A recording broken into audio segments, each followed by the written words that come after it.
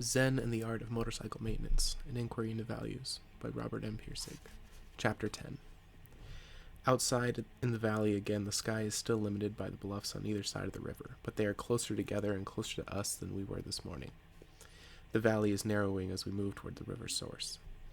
We are also at a kind of beginning point in the things I'm discussing, at which one can at least start to talk about Phaedrus's break from the mainstream of rational thought in pursuit of the ghost of rationality itself.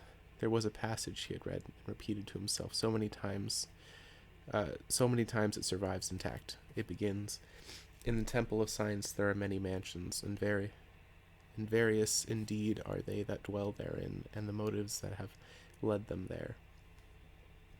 Many take to science out of joyful sense of superior intellectual power. Science is their own special sport to which they look for vivid experience and the satisfaction of ambition.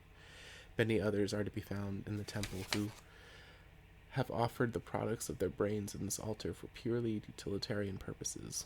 Were an angel of the Lord to come drive all the people belonging to these two categories out of the temple, it would be noticeably emptier, but there would still be some men, both present and past times, left inside.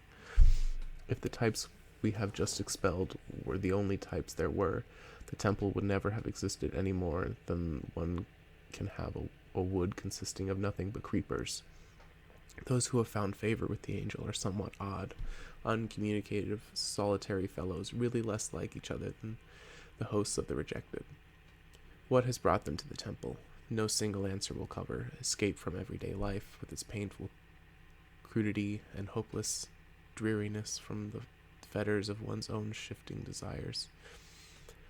A finely tempered nature longs to escape from his noisy, cramped surroundings to the silence of the high mountains where the eye ranges freely through the still pure air and fondly traces out the restful contours apparently built for eternity. The passage is from a 1918 speech by a young German scientist named Albert Einstein. Phaedrus had just finished his first year of university science at age of 15. His field was already biochemistry, and he intended to specialize at the interface between the organic and inorganic worlds, now known as molecular biology. He didn't think of this as a career for his own personal advancement. He was very young, and it was a kind of noble, idealistic goal. The state of mind which enables a man to work of this kind is akin to that of the religious worshipper or lover. The daily effort comes from no deliberate intention or program, but straight from the heart. If Phaedrus had entered science for ambitious or utilitarian purposes, it might never have occurred to him to ask questions about the nature of a scientific hypothesis as an entity itself. But he did ask them, and he was unsatisfied with the answers. The formation of hypotheses is the most mysterious of all the categories of scientific method.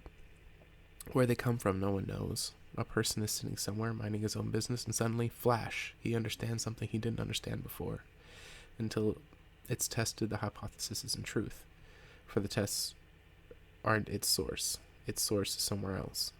Einstein had said, "Man tries to make for himself, in the fashion that suits him best, a simplified and intelligible picture of the world. He then tries to some extent to substitute the cosmos of his for the world of experience, and thus to overcome it. He makes this cosmos and its construction the pivot of his emotional life, in order to find in this way the peace and serenity which he cannot find in the narrow whirlpool of personal experience. The supreme task is to arrive at those universal elementary laws from which the cosmos can be built up by pure deduction. There is no logical path to these laws, only intuition, resting on sympathetic understanding and of experience, can reach them. Intuition, sympathy, strange words from the origin of scientific knowledge. A lesser scientist than Einstein might have said, but scientific knowledge comes from nature. Nature provides the hypothesis. But Einstein didn't. Einstein understood that nature does not. Nature provides only experimental data. The lesser mind might have said, well, then man provides the hypothesis. But Einstein denied this too. Nobody, he said, who has really gone into the matter will deny that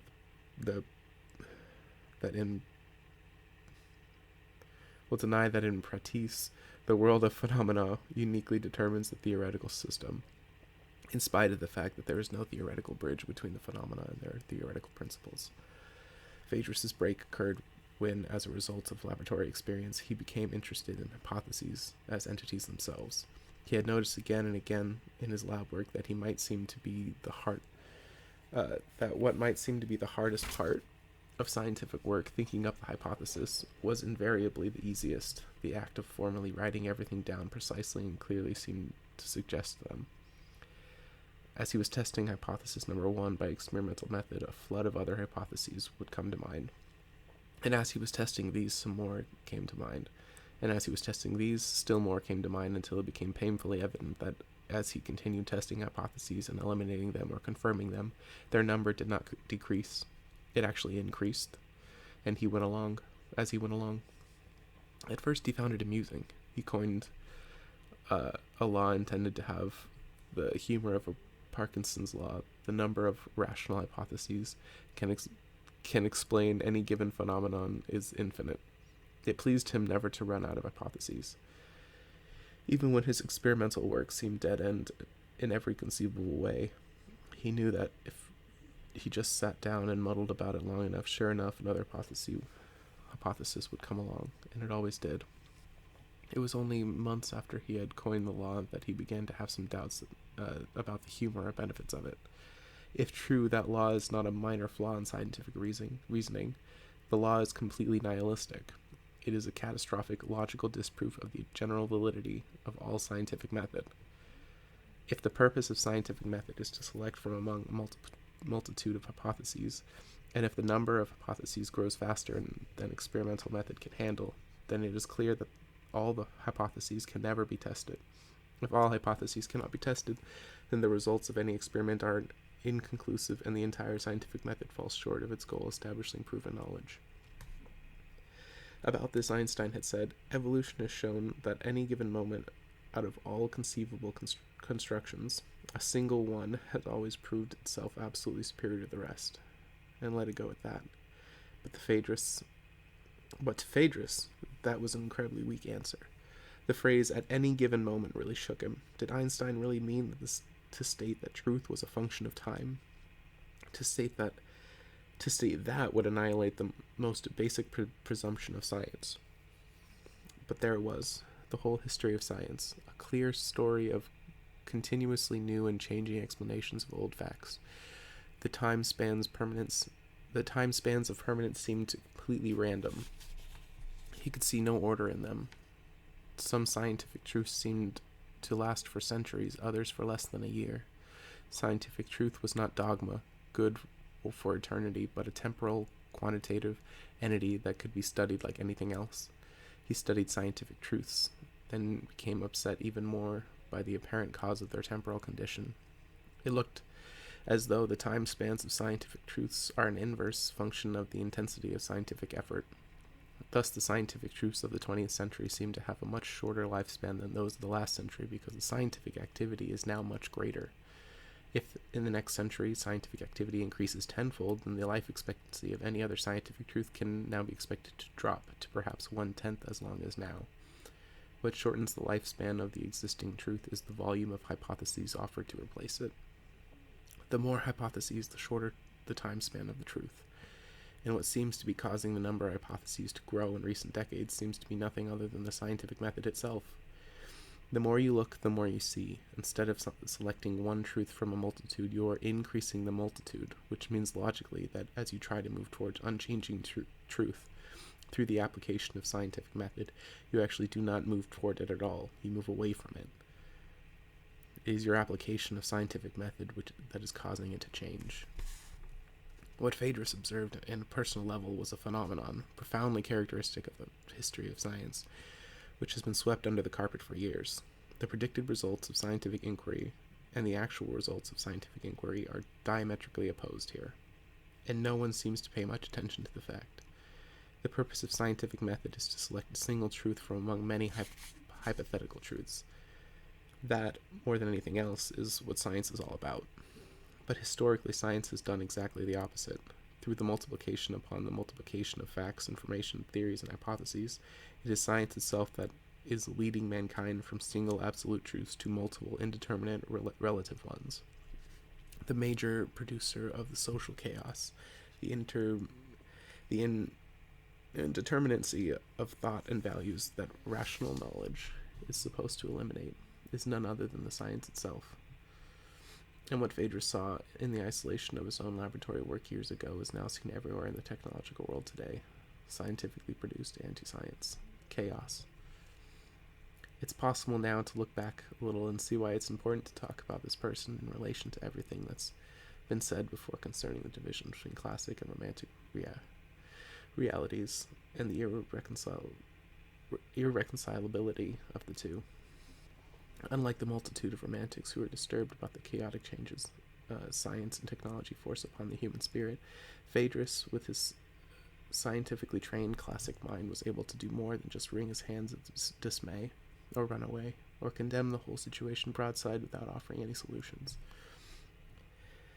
As I've said, he did in the end offer a number of solutions, but the problem was so deep and so formidable and complex that no one really understood the gravity of what he was resolving, and so failed to understand or misunderstand what he said. The cause of our current social crisis, he would have said, is a genetic defect within the nature of reason itself, and until this genetic defect is cleared, the crisis will continue. Our current modes of rationality are not moving society forward into a better world. They are taking it further and further from that better world. Since the Renaissance, these modes have worked.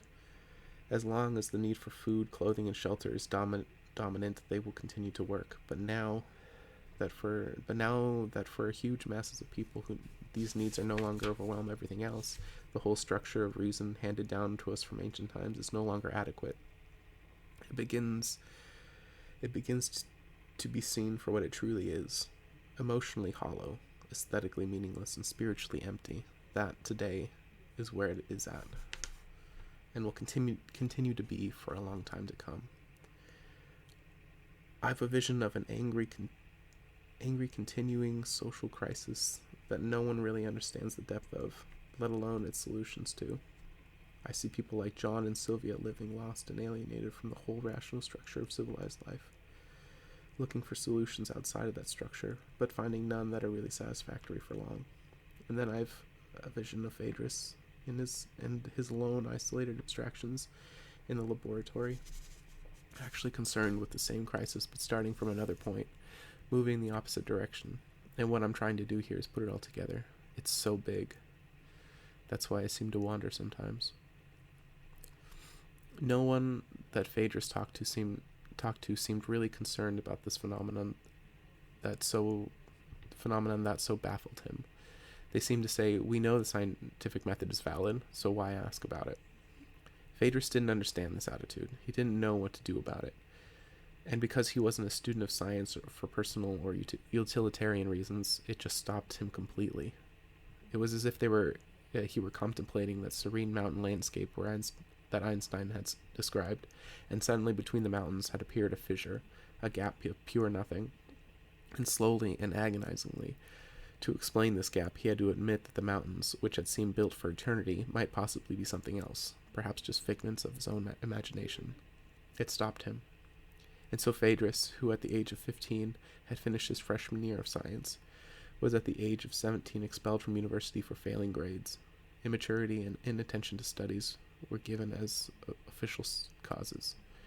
There was nothing anyone could have done about it, either to prevent it or correct it. The university couldn't have kept him on without abandoning standards completely.